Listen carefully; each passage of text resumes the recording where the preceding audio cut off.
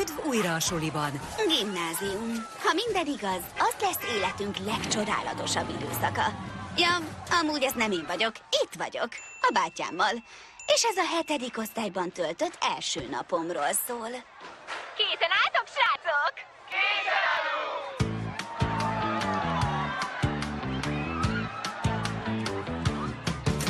Kapaszkészed, nem tévedsz, ez a 4 év lesz az életben a legszebb dolog, ami vár.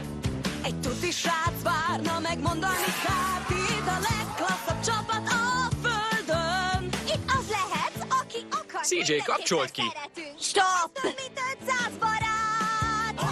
Minden reggel vár, jó sok munka, és vár. Hey! Itt ez szép lesz, itt jó lesz, ha ide jössz, jól döntesz, itt élhetsz és alsz, és minden válik rád is az örök barátság. Oké, a gimnázium nem is ilyen. Hidd el, csak hazudnak nektek.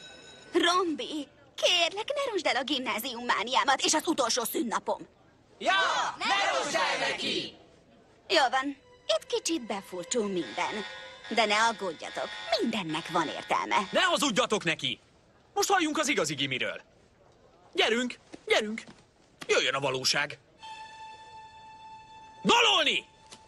A bátyádnak van igaza, a gimi csupa gáz. Itt kell gürcölnöm, hogy nincs rátok időm. Mi? Most leromlottak matekból az eredményeim, a szezon így módon elbuktam.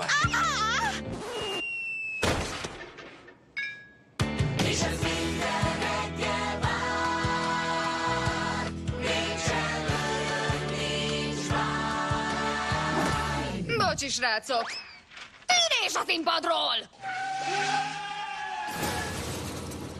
Rosszabb is lesz.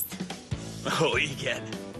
A suli fél 8-kor kezdődik. Én 5 órán át szoktam írni a házimat. A vizsgáktól állandóan hány ingerem van? Itt majd eltűnik a barátság, hiszen máshova jársz majd, mint ők, így aztán nem sokat látnak majd.